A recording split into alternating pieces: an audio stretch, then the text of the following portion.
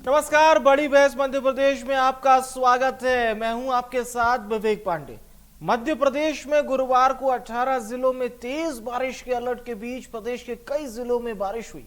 राजधानी भोपाल में सुबह रिमझिम बारिश हुई तो दोपहर में बारिश तेज हो गई। पन्ना में रात से बारिश जारी है। यहां पर एनडीआरएफ और होमगार्ड कार्यालय में भी पानी भर गया। और इससे पहले बुधवार को सागर में पगरा डैम के 11 में से 5 गेट खोलकर पानी छोड़ा गया था तो बीना के बिंदव में लोगों को घरों की छतों से रेस्क्यू करना पड़ा। टीकमगढ़ में धसान नदी का जल स्तर बढ़ने से बुधवार रात करीब 10 बजे बांसुजारा बांध के सभी 12 गेट खोल दिए जाते हैं और 480 क्यूमेक्स पानी छोड़ा जाता है। देर रात बड़ा गांव धसान में पुल पर 2 फीट ऊपर तक पानी बहने लगता है। बात निवाड़ी की करें तो वहां पर बुधवार शाम को जामनी नदी का जलस्तर अचानक बढ़ गया और यहां बने टापू पर 4 युवक फंस जाते हैं। पानी का बहाव ज्यादा होने के चलते जब गोताखोर वहां पर बचाने गए थे तो वो भी फंस जाते हैं। पुलिस और एसडीआरएफ की टीम ने तकरीबन 6 घंटे की मशक्कत के बाद यहां पर लोगों को रेस्क्यू किया। अब बात करते हैं दतिया की। सनकुआ धाम में एक युवक सिंध नदी में बह गया। बुधवार को प्रदेश के 24 जिलों में झमाझम बारिश देखी गई। टीकमगढ़ में सबसे ज्यादा 3.5 इंच पानी तो रीवा में 2.4, उमरिया में 1.5 इंच बारिश, गुना, दमोह, जबलपुर, खजुराहो, मलाजखंड में आधा इंच पानी गिरा। भोपाल, बैतूल, धार, ग्वालियर, नर्मदापुरम, सतना, सिवनी, इंदौर, खंडवा, खरगोन, पचमढ़ी, रतलाम, उज्जैन, मंडला, नरसिंहपुर, रीवा में भी सीजन की बारिश देखने को मिली। पहली बार प्रदेश में बारिश का आंकड़ा औसत बारिश के बराबर आया है। प्रदेश में 14.6 इंच बारिश हो चुकी है और अब तक इतनी ही बारिश होनी चाहिए थी। अब प्रदेश के पश्चिमी हिस्से यानी कि भोपाल, इंदौर, उज्जैन, नर्मदापुरम, ग्वालियर, चंबल संभाग में एवरेज से 4% ज्यादा पानी गिर चुका है, जबकि पूर्वी हिस्से यानी कि रीवा, सागर, जबलपुर और शहडोल संभाग में 5% कम बारिश हुई है। मौसम वैज्ञानिकों का कहना है कि मानसून ट्रफ ऊपर चली गई है। Low pressure area cyclonic circulation के रूप में एक्टिव है। एक अन्य साइक्लोनिक सर्कुलेशन नॉर्थ गुजरात में है। यह मानसून ट्रफ के साथ मर्ज हो गया है और इन्हीं वजहों से प्रदेश में बारिश हो रही है। मौसम वैज्ञानिकों ने बताया कि 28 जुलाई से फिर स्ट्रॉन्ग सिस्टम की एक्टिविटी होगी। 29 और 30 जुलाई को उत्तरी हिस्से में तेज बारिश होने का अनुमान है। उधर बारिश को देखते हुए मुख्यमंत्री डॉक्टर मोहन यादव ने कटनी में अतिवृष्टि के कारण कई स्थानों पर जलभराव की दिशा में जरूरी कदम उठाने के निर्देश दिए। उन्होंने कटनी जिले में बाढ़ की गंभीर स्थिति की जानकारी मिलने पर कटनी जिला प्रशासन के अधिकारियों से चर्चा की और बाढ़ग्रस्त क्षेत्रों की जानकारी ली। मुख्यमंत्री मोहन यादव ने अधिकारियों को बाढ़ की स्थिति से निपटने के निर्देश दिए हैं। इसके साथ ही साथ सीएम ने कटनी जिला प्रशासन के अधिकारियों से कहा कि रेस्क्यू ऑपरेशन के लिए एसडीआरएफ, होमगार्ड के जवान और पुलिस प्रशासन की टीम की सहायता ली जाए। उन्होंने सभी नागरिकों को सुरक्षित स्थानों पर पहुंचाने और उन्हें हर संभव मदद करने के निर्देश भी दिए। आज हम भी बात करने जा रहे हैं मध्य प्रदेश के ताजा अभी जो मौसम के हालात चल रहे हैं उसको लेकर। कहां क्या जलभराव हुआ है, क्या कुछ हालात हैं, कुछ हम आपको अब तस्वीरें भी दिखाते हैं, जैसे कि कटनी के हालात दिखाती कुछ तस्वीरें हम आपको अभी दिखाने जा रहे हैं, जहां पर आपको पता चलेगा कि आज बारिश के बाद किस तरह का हाल था वहां पर।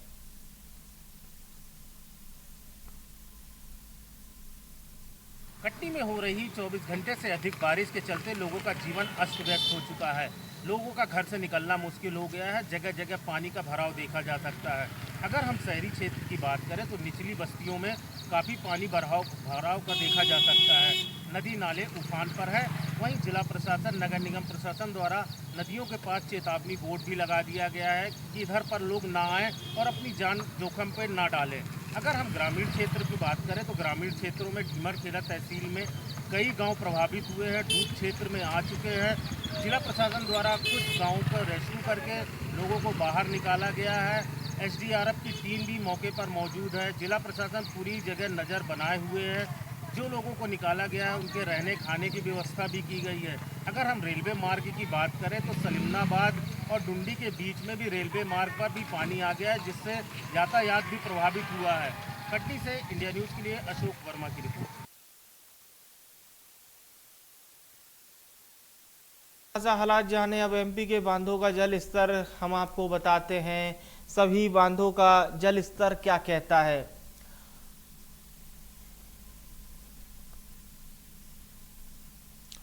मध्य प्रदेश में इस वक्त अतिवृष्टि के बाद के ये हालात हैं। चलिए, हमारे साथ इस वक्त दो खास मेहमान हैं। डॉक्टर सुशांत शर्मा जी हमारे साथ जुड़ चुके हैं, मौसम वैज्ञानिक हैं।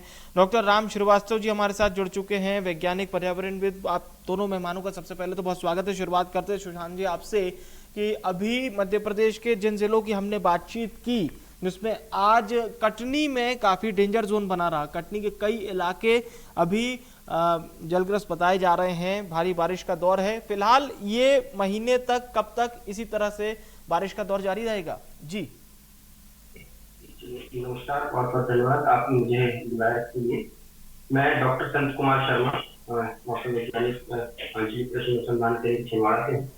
अभी जो परिस्थिति हमारे सामने दिखाई दे रही है, ये मौसम में जो परिवर्तन आया है, एक्चुअली दो साइक्लोनिक सिस्टम अभी हमारे यहाँ पर एक साथ एक्टिव है, जिनके कारण लगातार जो बारिश है वो तेज हो रही है हमारे यहाँ पर।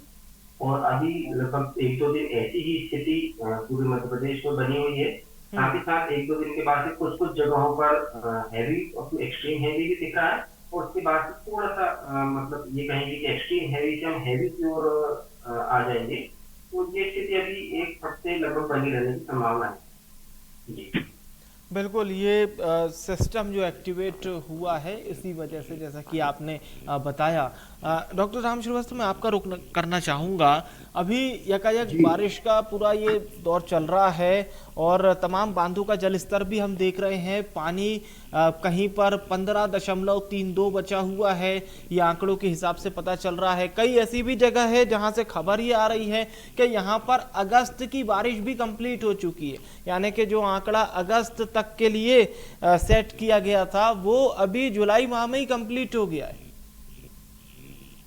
देखिए, अभी तो सावन का महीना स्टार्ट हुआ है और असली में बारिश की शुरुआत सामान्यतः इस महीने से शुरुआत हो जाती है।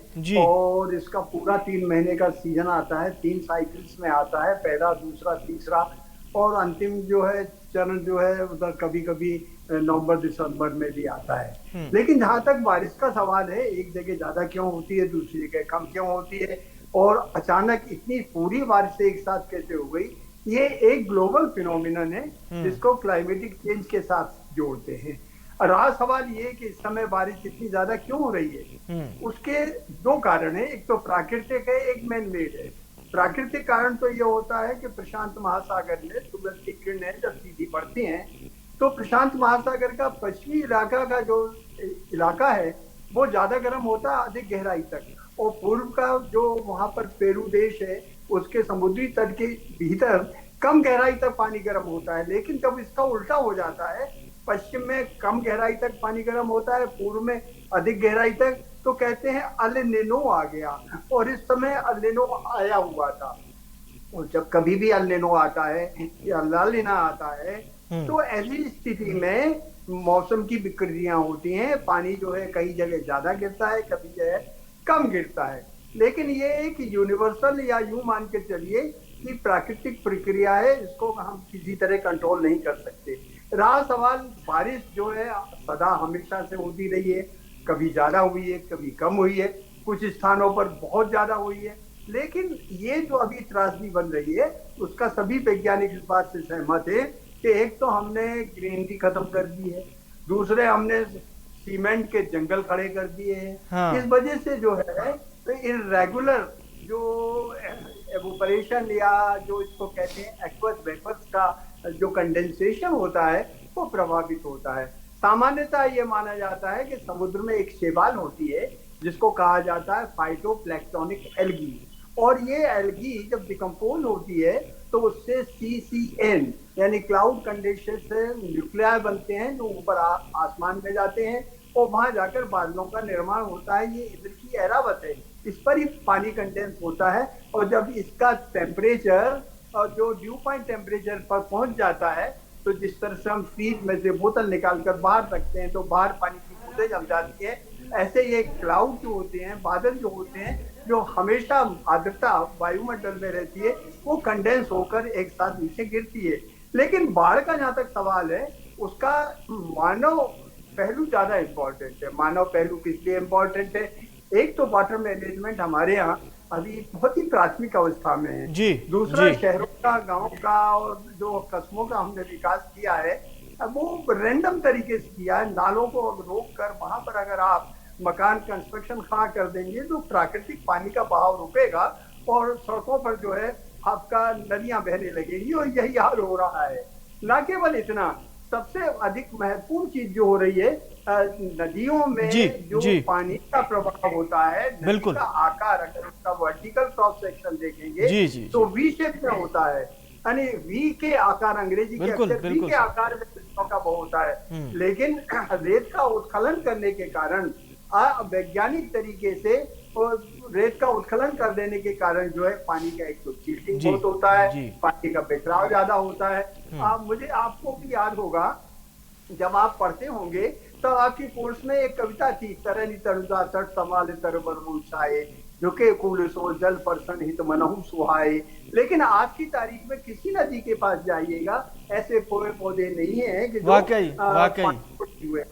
और यही कारण है कि आज एक वृक्ष हुआ करता है वो 5000 लीटर पर डे पानी एवोपरेट करता है, वायुमंडल में फेंकता है, आर्द्रता बनी रहती है, मिट्टी का कटाव नहीं होता है। तो हमने बेरहमी से जितनी हमारी तरणीय तनुजाओं को नष्ट कर दिया है, और तट तमाम तरबर वही चाहे गायब हो गए हैं, और सीमेंट के हमने जंगल खड़े कर दिए हैं, ये भी एक बहुत बड़ा कारण है। और यही एक कारण है कि अनायास रूप से जो पानी गिरता है, अब पानी तो देखिए जब गिरेगा तो उसको मानव ने तो अभी तक सिर्फ दो ही तरीके आपने ये बहुत लॉजिकल बात की, और आपने काव्य का भी जिक्र किया। तो जैसा कि आपने कहा कि ये जो सीमेंट और कंक्रीट के जंगल हैं, ऐसे ही हमारे मध्य प्रदेश की धरा के भवानी प्रसाद मिश्र, जिन्होंने सतपुड़ा के घने जंगल लिखी थी, वो भी कहीं ना कहीं इशारा करती है इन बातों पर कि वाकई में हमने प्रकृति को कितना क्रुद्ध किया है। सुशांत जी, मैं आपसे जानना चाह रहा हूं कि अभी फिलहाल मध्य प्रदेश में अगर हम वेदर सिस्टम की बात करें तो ये अभी कब तक इक्वल चलेगा और बदलेगा कब? इसमें बदलाव हम कब देख सकते हैं मध्य प्रदेश में? बहुत अच्छा प्रश्न है। अभी जो परिस्थिति हम देख रहे हैं कि अगर हम एक पहले हमारे यहाँ नियम था बिल्कुल कि पहले वर्षा ऋतु आती थी, फिर शीत, फिर ग्रीष्म सिस्टम चल रहा था। आज हम जज ही नहीं कर पा रहे हैं कि कब वर्षा आ जा रही है, कब ग्रीष्म है, कब शीत ऋतु है। शीत ऋतु में भी हमें उतनी ठंड नहीं लग रही है, गर्मी पूरी, ग्रीष्म ऋतु बारिश हुई है। तो अभी सर ने हमें बताया पूरा जो हमने प्रकृति के साथ खिलवाड़ किया है, मतलब प्रकृति के साथ हमने किया, प्रकृति हमारे साथ कर रही है जी। तो ये देखिए, जैसे हम जब एक बीज बोते हैं तो जो हम बोएंगे वही हमें प्राप्त होता है। तो अभी हमने ये जो सीड बोया है उसी को हम अब काटना स्टार्ट कर रहे हैं। तो उसी प्रकार जैसे सिस्टम का आपने पूछा, तो सिस्टम अभी तो ये मानते चले अगले 3 दिन लगभग पूरे मध्य प्रदेश में हैवी टू वेरी हैवी, कुछ जगहों पर एक्सट्रीम हैवी रेनफॉल का भी है। ऐसा मानते कि 64-65 mm से हम ऊपर जाते हैं तो हमें हैवी रेनफॉल होता है। 150 के ऊपर जाएंगे तो फिर वो वेरी हेवी रेनफॉल हो जाता है। तो एक दिन में जहाँ पर यदि 3 इंच से 5-6 इंच तक बारिश हो रही तो उसको वेरी हेवी रेनफॉल के उसमें रखते हैं। तो अभी कुछ जगहों पे जैसे हम चंबल साइड की बात करें इधर, और ईस्ट एमपी में बात करें तो बालाघाट, यहाँ पे काफी बारिश अभी एक्सट्रीम हैवी का, मतलब वेरी हैवी के चांसेस है। चंबल में कुछ गुना, शिवपुरी, इस जगह भी अगले 3 दिन बारिश दिख रही। बाकी पूरे मध्य प्रदेश में हैवी रेनफॉल का आप ये मानिए कि ये पूरा सिस्टम अभी अगले 5 से 7 दिन ऐसा रहना है। कुछ जगहों पे एक्सट्रीम हैवी, कुछ हैवी और मॉडरेट, ये तीनों सिस्टम अभी बने हुए, तीनों जगह बारिश की संभावना ऐसी दिख रही है फिलहाल। मतलब ये जो जुलाई एंड होते होते भी अभी बारिश से फिलहाल निजात मिलने की संभावना, निजात इसलिए कह रहा हूँ क्योंकि कई जगह जो गांव है उनका संपर्क ही टूट गया है मुख्यालयों से। ये भी बिल्कुल आपने सही कहा, ये अभी ये जुलाई तो हमें नहीं लगता कि जैसे पूरा जुलाई जो है अभी, और फिर उसके बाद अगस्त भी है और सितंबर के भी शुरुआती दिनों तक वर्षा होती है। तो अभी मतलब फिलहाल ये मौसम जुलाई तक तो एक्टिव रहेगा ही। श्रीवास्तव जी, मैं आपके पास आना चाहूंगा। आपने बहुत अच्छी बात बोली कि बारिश तो हो रही है लेकिन ये जो मृदा संरक्षण हमने नहीं किया, मृदा अपरदन होने दिया, और जमीन की जो असली सच्चाई है वो मिट्टी होती है। लेकिन हमने इस ये जो प्रोग्रेसिव दौर, जिसको हम सो कॉल्ड प्रोग्रेसिव दौर कहते हैं, उसमें कीचड़ से दूरी बना ली और वहां पर हमने पक्का सीमेंट लगा दिया। अब सीमेंट के पास वो क्षमता नहीं है जो बारिश के पानी को रोक सके, पर मिट्टी में वो ताकत थी जो सॉइल एब्जॉर्ब करती थी और उसे हमारे अंडरग्राउंड यानी कि जमीन के निचली सतह पर भेज देती थी, रिचार्ज कर देती थी। पर नई टेक्नोलॉजी है, हम समझ में नहीं आ रहा है कि हम विकसित हो रहे हैं कि हम और पीछे की तरफ जा रहे हैं। मेरे ख्याल से हम विकसित तो हो रहे हैं, लेकिन विकास का जो एक पैमाना है, जो जरिया, जो एसओपी है, स्टैंडर्ड ऑपरेटिंग प्रोसीजर, उसमें हम पिछड़ रहे हैं। हमको पहले इस बात की टोपोलॉजी पता लगा कर देख लेना चाहिए कि अमुक जगह पर एवरेज रेंज इतनी होती है और प्लस माइनस 20% जोड़ दिया जाए। जैसे आपने रेलवे के ब्रिजों पर देखा होगा, हाईएस्ट फ्लड लेवल HFL लिखा रहता है, यानी अधिक से अधिक पानी इस लेवल तक पहुंचेगा, उसके हिसाब से रेल के पुल बनाए जाते हैं। लेकिन आज की तारीख में विज्ञान इतना ज्यादा सक्षम हो गया है। देखिए, हमारी भारतीय अंतरिक्ष अनुसंधान ने जो सैटेलाइट छोड़े हैं, उनमें एक सैटेलाइट का नाम है कल्पना सैटेलाइट। आप कभी भी भारतीय अंतरिक्ष विज्ञान की जो वेबसाइट है इसरो की, उसको अगर खोलकर देखेंगे तो हर 4 घंटे में आपको पूरे भारत के ऊपर कहाँ बादल है, कितने हैं, कहाँ गिरेगा, इसका अनुमान आप स्वयं लगा सकते हैं। और यहाँ जो खास बात है कि हमारा जो मौसम विज्ञान का जो एक डिपार्टमेंट है, वो पश्चिम के मॉडल्स के हिसाब से गणना करता है, जबकि भारत के जो मॉडल हैं वो पूरे विस्तृत नहीं हो पाए हैं। और यही एक कारण है कि कई मरतबा जब मौसम विभाग कहता है कि इंदौर में जो है घनघोर वर्षा होगी, उस दिन सूर्य निकल आता है। जब वो कहते हैं आज मौसम खुला रहेगा, तो वहां पर भारी वर्षा हो जाती है।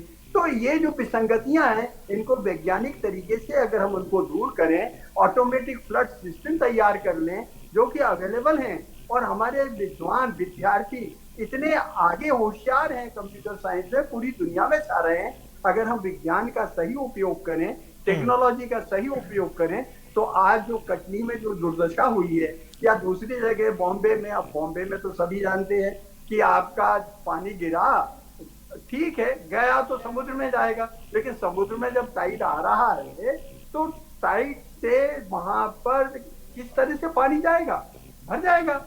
लेकिन डेनमार्क जैसी जगह में उन्होंने इसका तोड़ निकाला हुआ है। समुद्री तट पर उन्होंने फ्लश गेट लगाए हैं कि समुद्र का पानी जैसे ही अगर ऊपर उठेगा तो यहाँ ऑटोमेटिकली बंद हो जाएगा। लेकिन हम उस प्रक्रिया को अभी नहीं समझ पाए हैं। यही एक कारण है, सिंगापुर में जाइए, बरसात के पानी की एक एक बूंद का वो संरक्षण करते हैं, उनके पास बिल्कुल बिल्कुल। और अभी तो ग्रीन प्रोजेक्ट कितने आ रहे हैं जिसमें ये बताया जा रहा है कि कंस्ट्रक्शन के साथ ही साथ आप नेचर के साथ कैसे इसको जोड़ सकते हैं।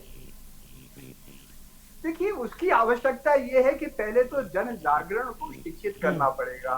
आज की तारीख में हमारे किसान जो पानी छोड़ देते हैं और जाकर घर में सो जाते हैं, और वो पानी का उपयोग जो है 90% से ज्यादा जो होता है जमीन के नीचे चला जाता है, फसल के काम में ही नहीं आता है। रहा सवाल ये कि जो उर्वरक होते हैं या दूसरी चीजें होती हैं, जो माइक्रो न्यूट्रिएंट्स होते हैं, वो बह जाते हैं। तो एक वैज्ञानिक आधार पर अगर हम कृषि करेंगे तो निश्चित रूप से उसका लाभ मिलेगा। और बाढ़ से निजात पाने के लिए सबसे पहले ये आइसोलेटेड होना चाहिए कि अमुक जगह पर अगर इतना पानी कैचमेंट एरिया में गिरा तो यहाँ आने में इतनी देर लगेगी। जैसे यहाँ पर पाताल पानी नाम की एक जगह है, वहां पर झरना है, झरने को देखने के लिए लोग पहुंचते हैं और आकर्षक रूप से उस झरने को देखते हैं। अचानक पानी आ जाता है और लोग बह जाते हैं। ऐसी कई बार दुर्घटनाएं हुई हैं। इससे बचने के लिए विज्ञान है। आज की तारीख में टेक्नोलॉजी इतनी एडवांस हो गई है कि अगर हम जगह जगह पर जो है ऑटोमेटिक रेन गेजेस लगा देंगे और कंप्यूटर में वो प्रोग्रामिंग कर देंगे, तो 50 किलोमीटर दूर अगर नदी का कोई मुहाना था, वहां कितना पानी गिरा और उसको यहाँ आने में कितनी देर लगेगी, वो अलार्म ऑटोमेटिकली आ जाएगा। ये ऑटोमेटिक फ्लड अलार्म सिस्टम हम क्यों नहीं इम्प्लीमेंट करते? बिल्कुल, और ये है कि आज की स्थिति में जो सरकार बचाव दल कर रही है, बिल्कुल अच्छा कर रही है, उसके कार्य की हम पूरी प्रशंसा करते हैं। जनहानि उससे बहुत कम हो रही है। लेकिन जब कभी भी हम किसी फैक्ट्री को एनओसी दें, जब कभी भी हम किसी नए कंस्ट्रक्शन पर नियंत्रण रखने की कोशिश करें, तो ये देख लेना चाहिए कि इस स्थान पर अगर 20 इंच पानी गिरा और मान लीजिए 1 घंटे में 2 इंच पानी गिर गया, तो उससे कितना वाटर लेवल बढ़ेगा, इसकी गणना हम क्यों नहीं करते? इंजीनियरिंग कोर्सेज में ये सब किताबों में लिखा हुआ है, हमारे जी। विद्यार्थी जानते हैं, परीक्षा देते हैं, लेकिन एक गैप है। असली में हकीकत ये है कि आज की तारीख में वाटर मैनेजमेंट एक प्रोफेशनल सिस्टम बन जाना चाहिए, बिल्कुल जैसा कि जिससे कि एक व्यवसायिक स्तर पर हम ये कह सकें कि भाई यहाँ पर इस समय इतना पानी आएगा, इतना फ्लड लेवल बढ़ जाएगा, पुल इतना डूब जाएगा। ये सब चीजें आज की तारीख में अगर हम ये कहें कि भगवान अन्याय कर रहा है, इतना नुकसान हो गया है, ये सब बेकार की बातें हैं। विज्ञान बहुत आगे बढ़ चुका है बिल्कुल, और हमें इसको स्वीकार करना पड़ेगा। मोर एंड मोर डेवलप्ड जो कंट्रीज हैं उनकी ओर भी हमें हमेशा ये तो देखना ही चाहिए कि वो किस प्रकार से फ्लड के समय काम करते हैं। डॉक्टर सुशांत, एक लास्ट रिएक्शन आपसे ले लेते हैं। ओवरऑल एक मौसम की आप हमारे दर्शकों को जानकारी दे दीजिए, जैसा कि वैसे मैंने आपसे पूछा था कि इस वीक का मौसम कैसा रहेगा, लेकिन एक ओवरऑल जानकारी पूरे प्रदेश के मौसम की। जी धन्यवाद। पूरे मौसम के लिए हम मौसम की पूरे जिले की और एमपी की बात करें तो अभी पूर्वोत्तर जो क्षेत्र है हमारा, पूर्वी या उत्तरी क्षेत्र है जो चंबल संभाग आता है, यहाँ पर गुना, शिवपुरी इन जिलों में अभी अगले 3 दिन में heavy to very heavy rainfall की संभावना है। साथ ही साथ यदि हम इधर ईस्ट की ओर आते हैं तो ईस्ट की ओर सिवनी, बैतूल, बालाघाट, मंडला, इन जिलों में भी अभी अगले 3 दिन वेरी हैवी रेनफॉल का फोरकास्ट है। साथ ही साथ पूरे मध्य प्रदेश में अभी ये जो साइक्लोनिक सिस्टम बना हुआ है इसका असर रहने वाला है। तो ये कहेंगे कि एक साथ न हो, लेकिन कुछ जगहों पे very heavy to heavy rainfall की संभावना लगातार बनी हुई है। और यदि हम जैसे मौसम की जानकारी चाहते हैं, अपने दर्शकों को बहुत अच्छा बताना चाहूंगा कि भारतीय मौसम विज्ञान विभाग ने एक मौसम ऐप अपना बनाया हुआ है। आप इस मौसम ऐप पर जाकर अपने ब्लॉक लेवल की और उसकी जानकारी ले सकते हैं। साथ ही साथ किसान भाइयों के लिए एक मेघदूत ऐप है, जिसमें आप अगले 5 दिनों की मौसम की जानकारी तो आपको प्राप्त होती है। साथ ही साथ किसान भाइयों के लिए मौसम की जानकारी के साथ साथ जो कृषि संबंधी समसामयिक सलाह होती है, ये हर जिले में हमारे ग्रामीण कृषि मौसम सेवा के केंद्र हैं, वहाँ विशेषज्ञों के द्वारा अलग अलग फसलों की स्टेज के हिसाब से जानकारी इससे हमको प्राप्त हो जाती है। तो किसान भाई यदि मेघदूत और मौसम ऐप डाउनलोड कर ले तो इससे हमें काफी सहायता मिलेगी अगले मौसम को जानने की, और साथ ही मौसम के आधार पर सलाह भी हमें मिल जाती है। चलिए, बहुत बहुत शुक्रिया मैं करूंगा आप दोनों मेहमानों का, हमारे दर्शकों को ये जानकारी देखने के लिए। डॉक्टर सुशांत शर्मा जी, डॉक्टर राम श्रीवास्तव जी, बहुत बहुत शुक्रिया हमारे साथ आप दोनों मेहमान जुड़े। आज हम चर्चा कर रहे थे मध्य प्रदेश के अभी वर्तमान में चल रहे वेदर सिस्टम की और कहां कहां पर फ्लड आया उसकी चर्चा कर रहे थे। प्रदेश सरकार ने इसके लिए अभी से तमाम निर्देश जारी कर दिए। मुख्यमंत्री ने बाकायदा हाई लेवल मीटिंग के दौरान तमाम अधिकारियों को इस बात के स्पष्ट निर्देश दिए हैं कि पूरी तरह से अलर्ट मोड पर रहें, और जो लोग भी फ्लड के अंतर्गत ऐसे गांव आ रहे हैं उनके राहत बचाव कार्य के लिए दिशा निर्देश मुख्यमंत्री डॉक्टर मोहन यादव ने दिए हैं। फिलहाल के लिए बड़ी बहस में इतना ही।